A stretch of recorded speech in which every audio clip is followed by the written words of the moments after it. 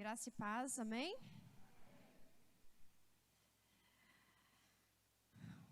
Hoje o bispo me chamou a atenção porque ontem eu vim aqui falar dos dízimos mascando chiclete. Aí eu tinha duas opções, eu subia com o chiclete ou eu pregava ele na cadeira, né? Aí eu preferi subir aqui. Ai, brincadeira, é porque eu nem... quando a gente está fazendo, a gente não percebe, mas quando o outro faz, incomoda, né? Então, aí hoje ele falou, cuidado, aí hoje eu nem pus chiclete na boca para não correr o risco. Amém. Hoje nós estamos no quinto dia? Quarto? Segunda, terça, quarta, quinta. Quarto dia de Projetando. A mim coube trazer a palavra de hoje. Vai dar certo hoje? É o Lucas Caio que está lá? Então põe aí para nós, Lucas. Vamos fingir que é ensaio, que aí dá certo. Aí. Então, vou trabalhar com vocês os textos que estão em Mateus 6, 22 e 23, Lucas 11, 33 e 36, são textos similares. Essa palavra, eu pus umas margaridinhas ali para vocês se acabrantar com a minha pessoa, porque todo mundo acha que eu sou brava, que eu sou... né? Não sou eu, quem convive sabe que eu não sou a pessoa brava da história, né? O bispo vem aqui, desce a chibata e todo mundo sai feliz, gritando aleluia. Quando é outra pessoa, nossa, palavra dura, hein? Aí eu pus umas margaridas ali para ver se vocês me recebem com o coração mais aberto. Amém? Amém? Então vamos lá. Essa palavra, ela é baseada numa pregação que eu assisti do pastor Neil Barreto.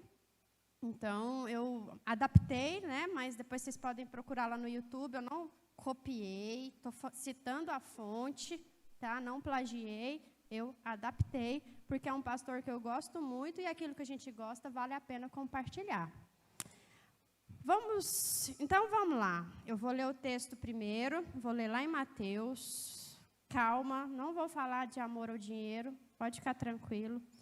Embora esse texto fala disso, não é o foco. Mas vamos lá em Mateus 6, 22 e 23. A candeia do corpo são os olhos. De modo que, se os teus olhos forem bons, todo o seu corpo terá luz. 23. Se, porém, os teus olhos forem maus, o teu corpo estará repleto de trevas. Se, portanto, a luz que há em ti forem trevas, que grandes trevas serão.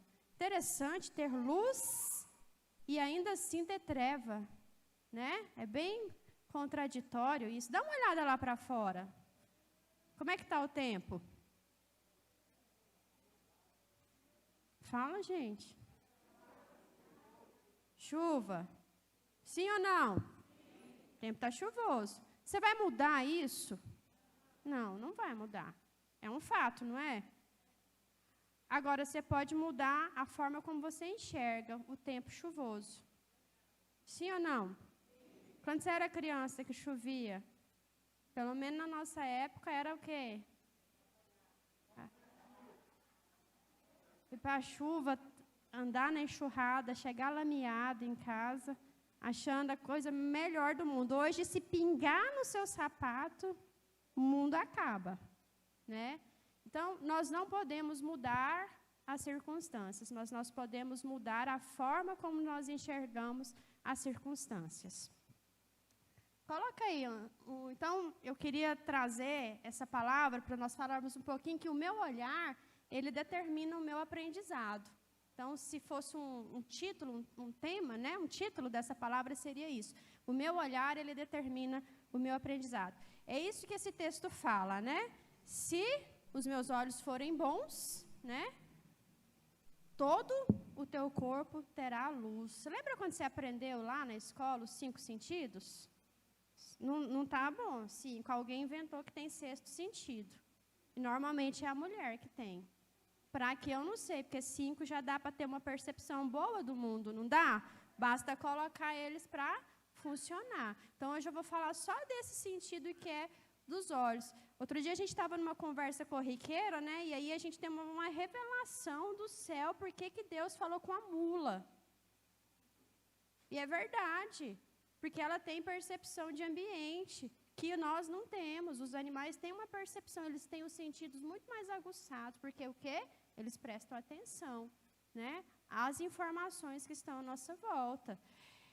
Então, vamos lá, coloca a próxima imagem aí. O que você vê aqui? Apaga tudo para ver se melhora. Fala aí, João, que você sentou aqui na frente hoje. O João progrediu, né? Ele veio lá do quintal do Ângelo. Até chegar aqui. Uma moça? Todo mundo viu uma moça? O Guildo viu duas coisas. O Nery é uma pessoa perturbada, ele viu... ele viu o escudo do Vila. Pode também, né? Quem viu uma moça? Quem viu outra coisa? Uma senhora. Quem viu? Ficou todo mundo com medo, porque eu falei quem viu uma moça assim, né? Mas teve gente que viu. Viu mais coisa? Fala, gente. Nesse momento vocês participam. Pode passar o próximo. E agora?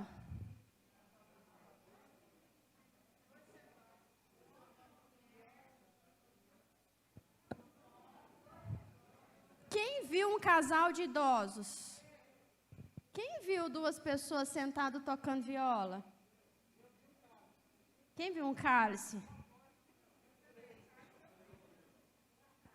Tem, eu não estou com um pointer aqui, mas vai olhando aí. Essas figuras circulam aí na internet. Tem mais uma? Vamos ver. Gente, o que esse homem está fazendo?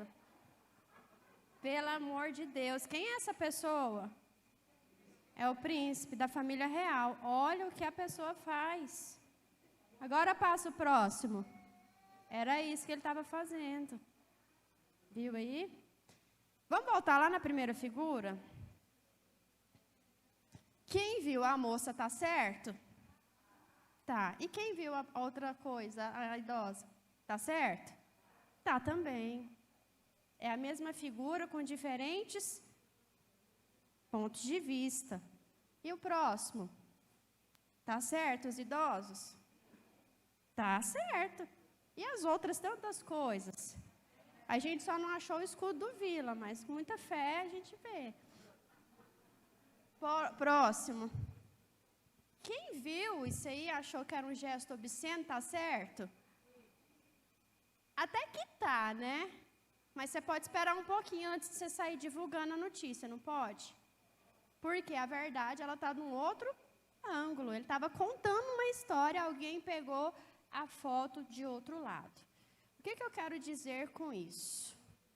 É a forma como nós vemos. Não existe um certo e errado. Nós estamos vivendo no tempo dos extremismos. Ou está certo ou está errado. Ou eu gosto ou eu odeio. Ou eu amo ou eu odeio. Né? Então, qualquer coisa que nós vemos, que nós enxergamos, que nós vivenciamos, depende da forma como nós enxergamos. Você pode ver, tem várias figuras dessas aqui, né? Quem acompanha aí a internet, de vez em quando a gente tem esses joguinhos psicológicos falando o que você vê primeiro nessa figura determina quem você é, tal, tal, né? Então, não se trata de certo ou errado, né? Mas sim de pontos de vista diferentes, de uma visão que pode estar sendo deturpada ou equivocada, né? De uma mesma situação. Então, nesse último exemplo que eu coloquei aqui do príncipe Harry, era uma situação que a pessoa até que ela não estava errada em achar que ele estava fazendo um gesto obsceno, mas ela estava equivocada. E muitas vezes nós nos equivocamos. Então, eu quero, a partir desse texto que eu li, né, de Mateus, de Lucas, depois você pode ler com mais cuidado, eu quero destacar nesse dia, né, nesse dia de projetando, algumas observações sobre esse texto. Antes nós fazíamos projetando e era um negócio de muito barulho, de muita profecia, de as pessoas doidas para casar, doidas para arrumar emprego, doidas para ouvir as coisas. E essas verdades, né, essas promessas, elas já foram todas entregues a você. Né? Então, não precisa vir alguém aqui gritar, esbravejar, falar mais alto, fazer toda uma performance para que você se aproprie disso.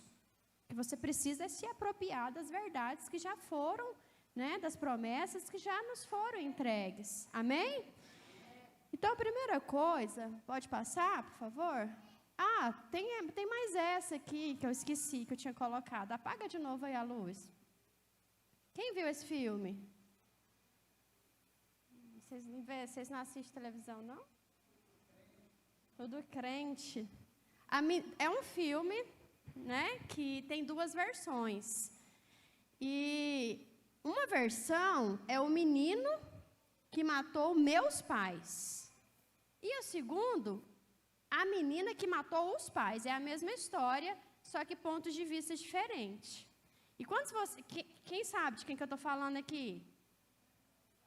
Da Suzanne von Richthofen, né? Ela cometeu um crime. Então, a versão baseada nos autos, né, nos depoimentos, sobre uma mesma história. Né? Quem tiver oportunidade, procura lá, acho que está no Prime, né? Se tiver, e assiste, logo vai estar disponível em outras plataformas. Mas aí, quando você vê a história dela, você fica morrendo de dó, tadinha dessa menina, né? Dá vontade de cuidar dela, esse pequeno monstro.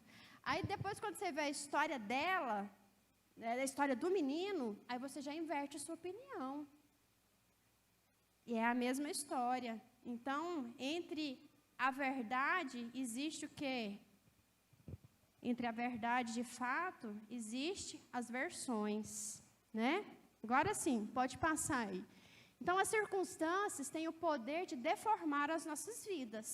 Aquilo que nós vivemos, aquilo que nós ouvimos, especialmente na nossa primeira infância, na adolescência, né? Às vezes nós vivenciamos lares que são desajustados, nós passamos por situações que são constrangedoras, vivenciamos violência, né? E isso sim, de fato, vai deformar as nossas vidas de alguma maneira. Quantos aqui agora pode parar e pensar? Quantas vezes você parou e pensou, se não tivesse acontecido isso, seria tudo diferente. Se eu não tivesse falado tal coisa, seria diferente. Todos nós temos um se, né?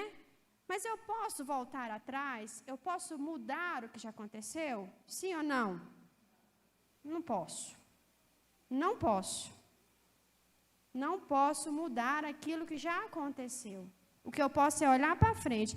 O Josimar, às vezes, eu contava as coisas para ele, né, lamentando, e eu morria de raiva, que ele falava assim, foi. Eu falei, como assim foi? Ele, foi. Já foi. Mas como assim? Eu tenho que sofrer por isso, eu tenho que lamentar. Adianta?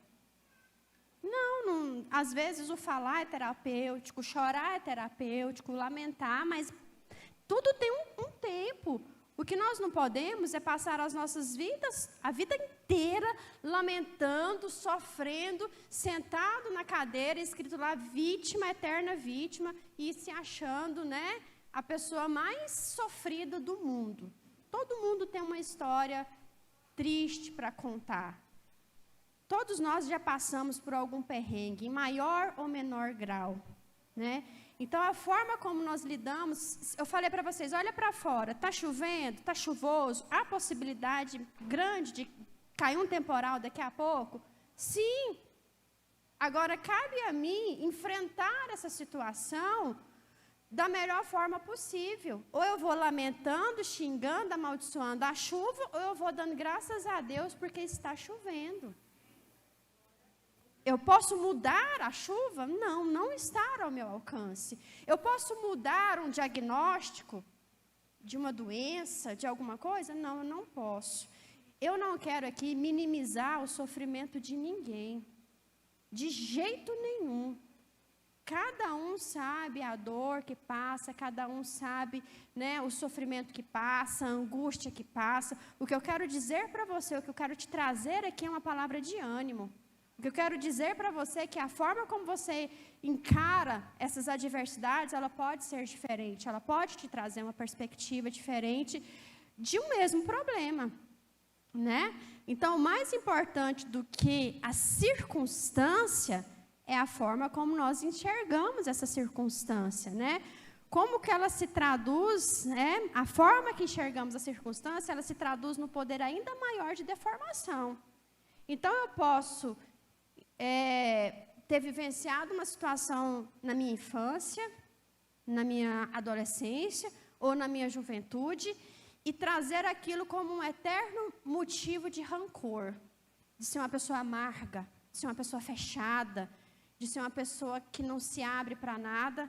Eu posso trazer um aprendizado com aquilo, de ser melhor, de não permitir que façam com os outros aquilo que um dia fizeram comigo, né? De ter aquela tal palavra que anda muito na moda, resiliência, né?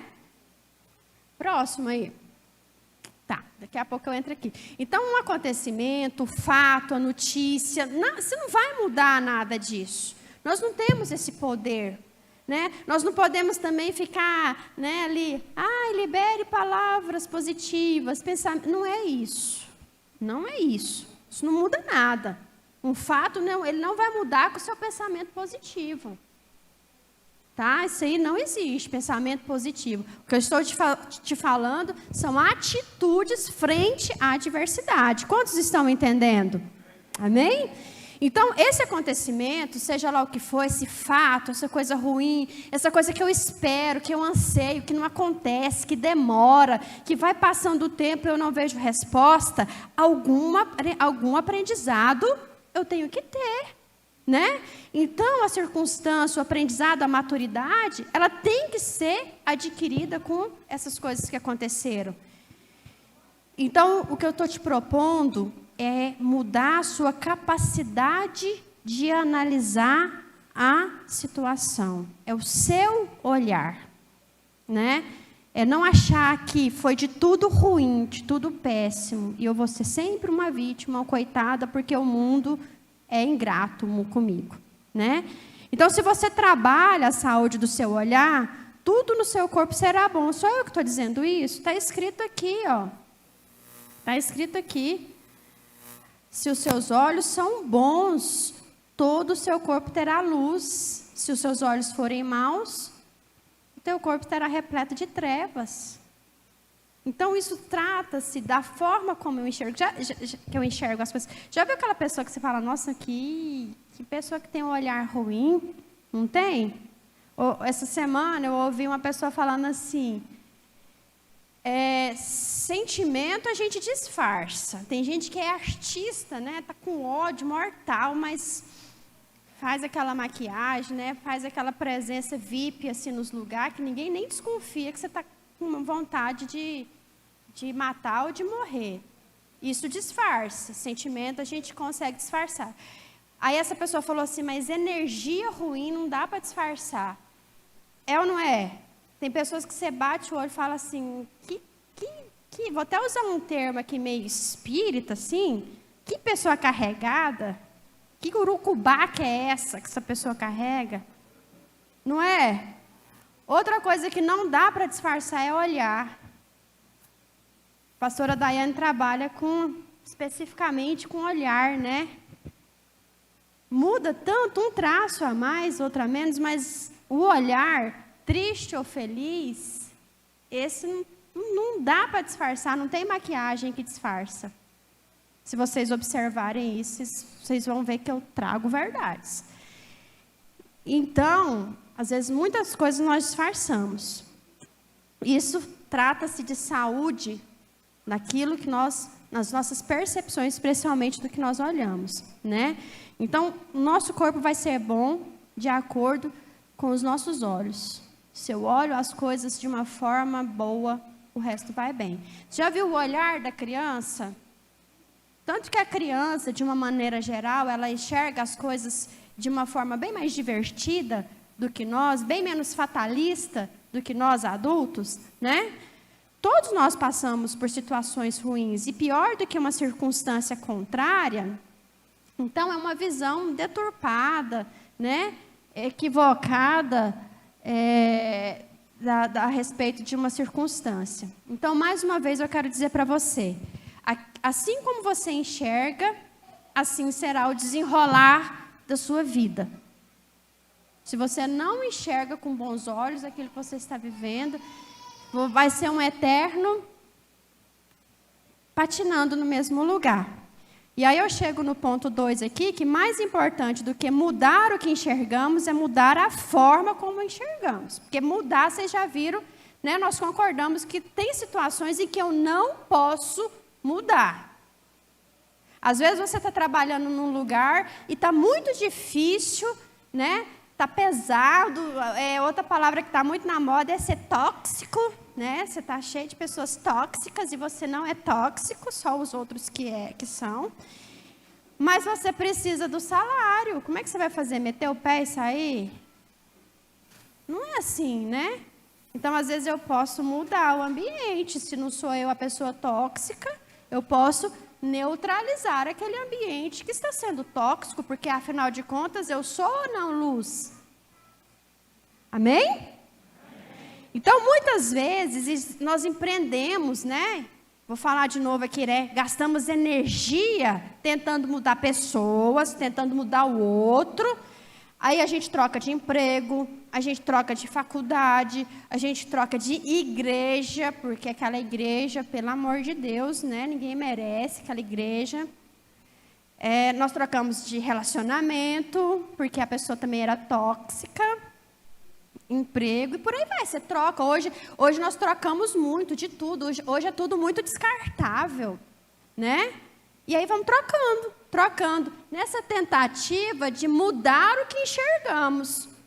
Mas nós não mudamos a forma como enxergamos, ou seja, o problema continua nos meus olhos, no meu olhar frente à situação, né? O contrário também pode acontecer. Pessoas, né, que às vezes era tão próximo de você, que andou com você, que passou por perrengues ali com você, e que de repente afasta porque tem uma visão errada sobre você. É interessante que nós vivemos na era da informação. É ou não é? Gente, eu vou contar um negócio para vocês. Eu passei no concurso. Eu vou falar a minha idade daqui a pouco. Quando eu passei no concurso, eu recebi informação por telegrama. Vocês sabem o que é telegrama? Poucos sabem. Eu recebi lá que eu fui aprovada por telegrama. Hoje nem existe. Esses dias eu fiz uma brincadeira com meus alunos, PT, saudação. Credo, professora, você é do PT. Eu falei, não, filho, é ponto. PT é ponto. Aí que eu fui cair a ficha, né? Que hoje não usa mais. Cair a ficha também, gente. Viu só tanto que a gente cai nessa cena? Cair a ficha. Que é ficha?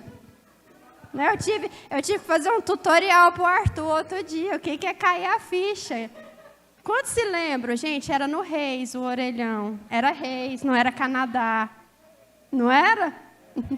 Você colocava a ficha e esperava ela cair para você comunicar. Telegrama. A comunicação era difícil. Você mandava uma carta, demorava. Dependendo do lugar, uma semana. Uma vez meu time morava num lugar perto, aqui, ó, Corumbá, em Mato Grosso do Sul, não é tão longe assim. Era 15 dias, dependendo do dia da semana que você colocasse a carta, para chegar lá. Agora, nós vivemos em tempo real. O que acontece lá do outro lado do mundo, em tempo real, nós acompanhamos a notícia. É ou não é? Não é não? É, mas ainda assim as pessoas não sabem se comunicar. Fica bisbilhotando a vida do outro em rede social em vez de perguntar, em vez de visitar, em vez de saber, ela postou o pé dela virado para o lado. Significa que ela está bem. Se for para o lado esquerdo, é mais ou menos essas paranoias, né? Fica decifrando códigos. Decifrar código é da nossa época, que punha lá PT saudação. PT saudação, se você não sabe, é ponto, tchau, acabou a mensagem, né? E as pessoas ficam tentando interpretar, embora a gente viva na era da informação. O que você tem de informação hoje? Você tem WhatsApp, Instagram, tem o Direct, FaceTime, o que mais? Telegram, não é Telegram, é Telegram. Messenger tem ainda? Tem. Tem, o que mais? E-mail. Não tem? Gente, eu estou falando com quem? Tem, concorda. Eu vou combinar com o João, pastor Guildo. Sabe aquelas plaquinhas que passam no MMA? Vocês vão fazer isso, risos. Hã? KKK, vocês entendem, né? Mas é sério. Por quê? Porque nós preferimos enxergar, ler com a nossa carga de emoção. Se alguém te manda uma mensagem, eu tenho um ódio. Pode ter ódio, né? Sim, rapidinho pode. 3 interrogação na pergunta. Eu não respondo. Vai ficar 3 minutos a mais esperando. Já viu aquelas mensagens que põem 3 interrogação? Vocês recebem dessas? Aluno adora mandar mensagem assim. Aí depois eu não respondo, eles põem só interrogação. Aí depois vem as carinhas, né? De desespero. Você poderia ligar para a pessoa, você poderia perguntar, mas você prefere enxergar com a sua carga de emoção. Você prefere ler a mensagem com o sentimento que você tem. 3 interrogação para a pessoa que mandou pode ter um significado. Urgência, eu vou viajar, quero que você me responda logo. Mas para mim, dá uma raiva da pessoa ficar me impressionando. Né? Aí você começa a ler aquilo ali já com a sua emoção. Né? E aí, aquilo que deveria facilitar a nossa comunicação vira uma bagunça. E até que você explica que não era aquilo que você quis dizer, já acabou. E aí, a pessoa, com o olhar dela, se afasta de você, porque o olhar dela já não está bom para você, ela se afasta. E aí, tudo que foi feito, todos os laços afetivos, eles se quebram por causa de 1 minuto, uma mensagem, um mal-entendido, 3 pontinhos também é triste, né? Chama o quê? Reticência. Também é duro, né? Que reticência é tudo na vida, cabe o mundo lá dentro, não é? E aí, a gente, na era da informação, nós afastamos ou até mesmo descartamos as pessoas porque o meu olhar mudou. Meu olhar não é bom mais sobre aquela pessoa. E aí eu começo a dizer que a pessoa mudou. Tá diferente. Você viu? O Josimar, quando morava na Rua 23, era gente. Depois que ele mudou para Vila Nova. Vila Nova, gente, a capital de Goiânia, né, Nery? Ele mudou, gente. Mudou, não foi só de endereço. O pastor ficou diferente. Mas é o seu olhar que mudou. Nós mudamos geograficamente. Mas aceitamos visita, convite, café, presente. Inclusive, meu aniversário é 16 de janeiro. Tá? Anota aí. Pode me agradar de vez em quando, eu acho bom. Mas o que mudou? Será que de fato o que mudou foi a pessoa? Ou foi você? Né? Então, é a falta de comunicação. Então, anota aí, todas as vezes em que você estiver para abandonar algo ou alguém, né? Alguém que foi bênção na sua vida, a vida inteira, usando o argumento de que fulano mudou, de que tal coisa mudou, faça uma autoanálise antes de tomar essa atitude, antes de dar um passo atrás. Né? Cuidado com esses extremismos, certo, errado, ótimo ou péssimo, eu amo ou odeio. Sempre é possível ter um equilíbrio, né? Sempre é possível você buscar um pouco mais de temperança, né? De tolerância. O próximo. Se você tem desejo de mudança e a sua própria vida não muda, aí eu pus a reticência, porque aí você pensa que você... Porque é você que é o melhor analista da sua vida. Eu não conheço a sua história. Tem muitas pessoas aqui que eu não conheço, não sei nem o nome. Havia um tempo que nós sabíamos o nome de todo mundo da igreja. Hoje, felizmente ou infelizmente, a gente não sabe o nome de todas as pessoas. Então, eu tenho que tomar muito cuidado para não fazer coisa errada, né? Porque às vezes eu não conheço, mas você me conhece, né? Então, se você tem desejo de mudança e a sua própria vida não muda, e aí? Por que será? Reavalie a sua forma de enxergar o mundo. Isso se chama autocrítica. O pior cego, essa frase é do pastor Neil Barreto, e eu gostei bastante. Você fica bravo comigo, mas fica com ele também. O pior cego é aquele que enxerga com os olhos dos outros. E o pior idiota é o que pensa com a cabeça dos outros. Pior cego não é aquele que não quer ver, é o que enxerga com os olhos dos outros, com a ótica dos outros. Vocês viram que um monte de figura que eu mostrei, todos estavam certos. Vocês lembram do programa que tinha no Silvio Santos? O João já começa a rir. Ô, João, não é você agora não. Era da Porta da Esperança, gente, vocês lembram? Fala a verdade. Tinha 3 portas, não era? Aí tinha uma que tinha um prêmio, não era? Aí o pessoal ia, né? Todo mundo lá para a porta número 1. Aí ia 1 para 2, aí ficava uma assim meio na dúvida, ia para 2 também, né? Aí ficava... Eu enxergar, eu pensar de acordo com o que o outro pensa. Eu vou tudo lá para o mesmo lugar, porque a maioria, né? A maioria está indo por esse caminho. Então, a gente tem que ter muito cuidado, sabe com o quê? Com certeza.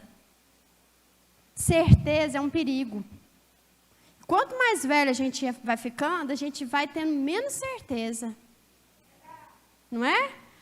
Cuidado com as certezas políticas. Cuidado com as certezas teológicas. Né? Eu acho que o pessoal aqui vai saber de quem que eu estou falando. Um sujeito que chegou e falou assim: eu desafio quem me mostra na Bíblia que beber é pecado. Eu falei, cara, você quer beber? Bebe. O que eu tenho com isso? Porque na Bíblia eu acho argumento para tudo. Todas as heresias saíram de onde?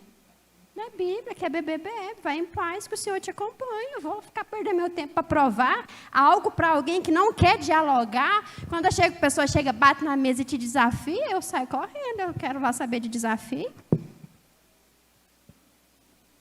Sabe, chegar nessa certeza, nessa convicção, chamando para a briga?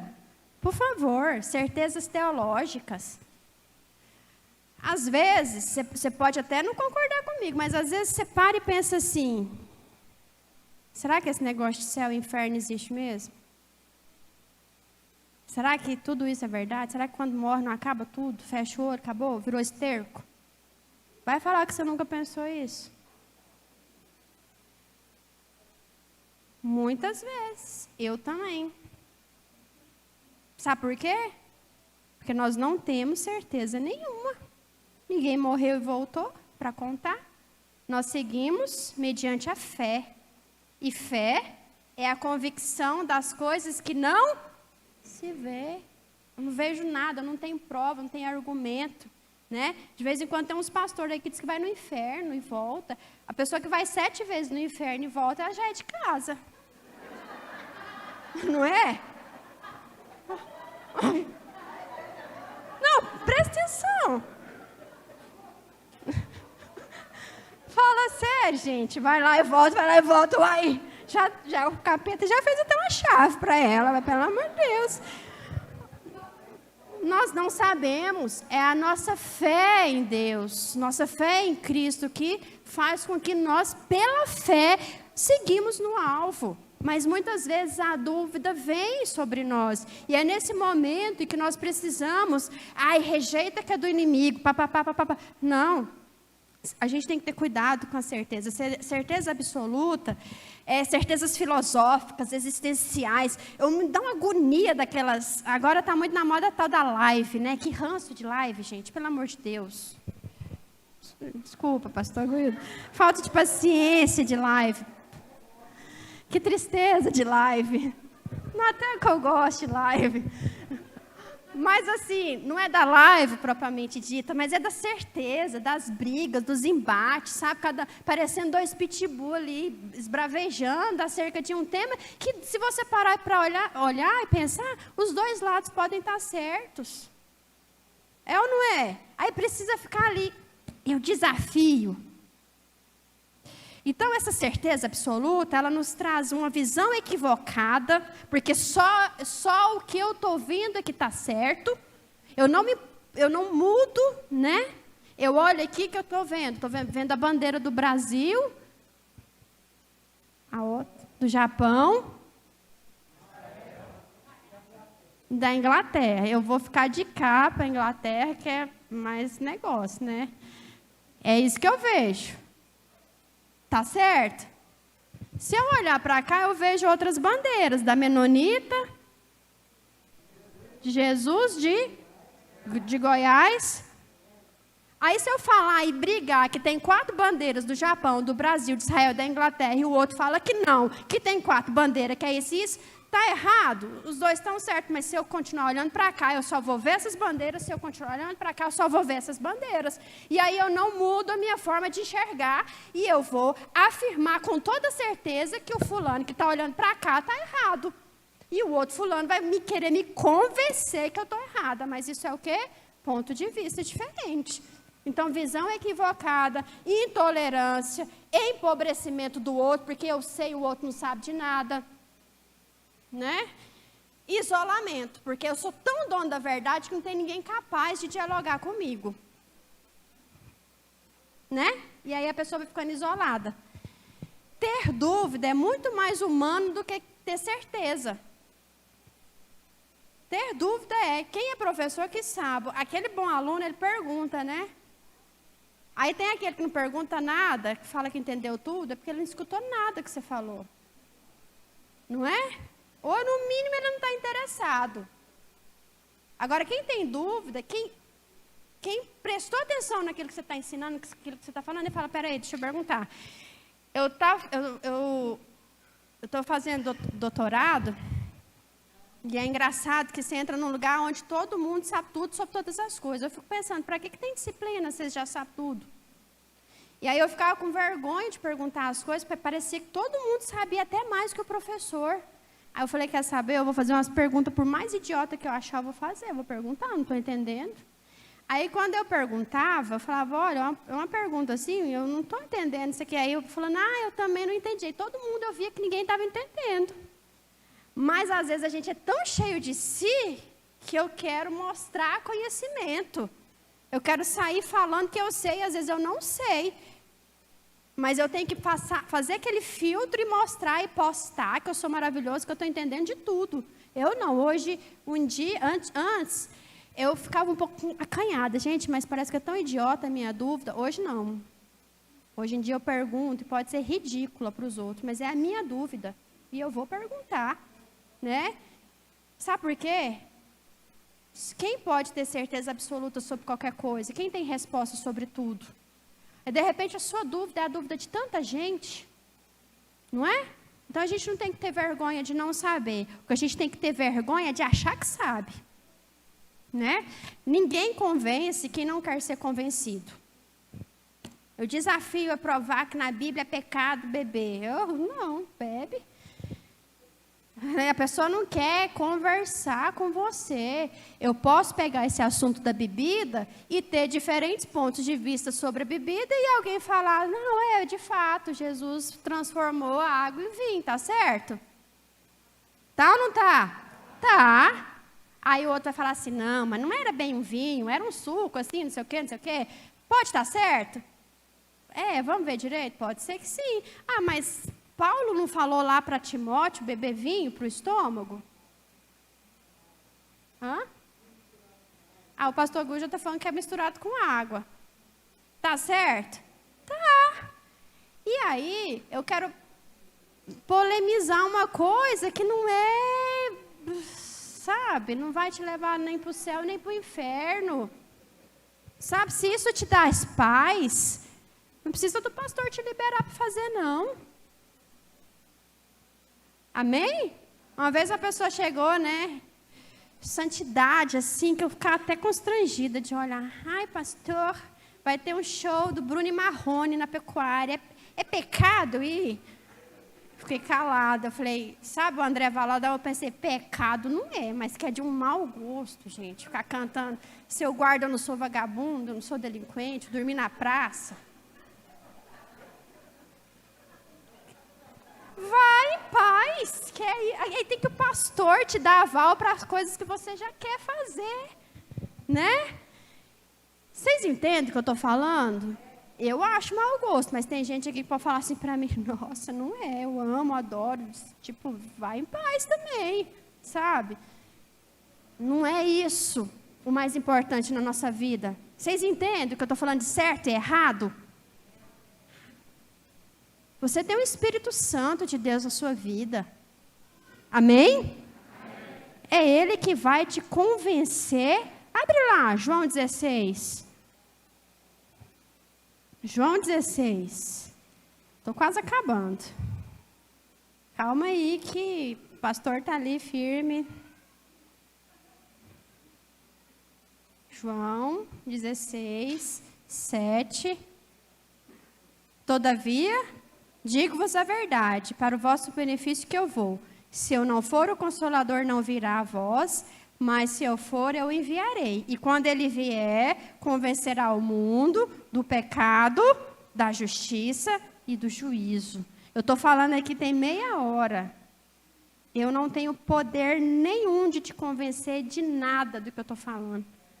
Você pode sair daqui e falar assim, nossa, mas pelo amor de Deus, né? O bispo Josimar já teve uns projetando melhorzinho. Eu também acho. Também acho. Eu preferia estar sentada ali ouvindo, né? Tantas palavras boas. Porque não é do homem convencer. Esse papel do Espírito Santo. Então fique em paz sobre situações em que você fala assim, nossa, mas será que eu tenho que desenhar para a pessoa entender? Não, se a pessoa não tem um coração permeável, receptivo, ela não vai entender porque ela não quer. Porque esse papel é do Espírito Santo. E frente a essas dúvidas, essas brincadeiras que eu falei com vocês, né? Se é certo, se é errado, você tem o Espírito Santo de Deus. Essa voz que às vezes o mundo chama de sexto sentido, nós chamamos de Espírito Santo de Deus. Então a dúvida, ela é humana. E só quem tem dúvida aprende. Passa aí, Lucas, o próximo. Né, eu já falei isso aqui. Pode passar. Só quem tem dúvidas aprende. Né? As certezas, elas nos afastam da verdade. O problema não é ter dúvida, o problema é mentir para si mesmo, né? São os filtros da vida. Eu não sabia que Instagram tinha filtro, eu fui descobrir esses dias. Eu falava, gente, mas que povo bonito, eu tiro umas fotos feias, com papada, né, torta. Aí eu fui descobrir por que o povo é tudo bonito. A Manuela que me falou. É filtro. Olho de gatinho, gente. Esses filtros funcionam bem nas redes sociais, mas na vida real, aí não é, aí é cruel, né? Próximo. As circunstâncias se tornam mutáveis ou imutáveis, ou seja, muda ou não muda na sua vida, na proporção da saúde do seu olhar. Mais uma vez, se os seus olhos forem bons, todo o seu corpo será bom.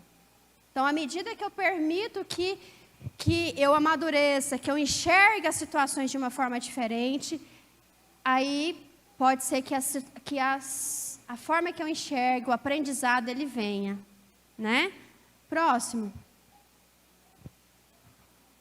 Então, desconfie sempre das certezas, das suas convicções. É sempre bom a gente consultar o travesseiro, né? A palavra do Senhor. E pessoas que não concordam com a gente. Eu, no caso, sou essa pessoa na vida do Josimar. A mim coube esse papel, de muitas vezes não concordar, de muitas vezes falar algo que não é legal a pessoa ouvir, mas o verdadeiro amigo, o bom discipulador, ele vai te falar verdades duras e difíceis de ouvir. Mas voltando lá em João 16, quem vai te convencer se são verdades que você vai acatar é o Espírito Santo. Se você não quiser, não adianta.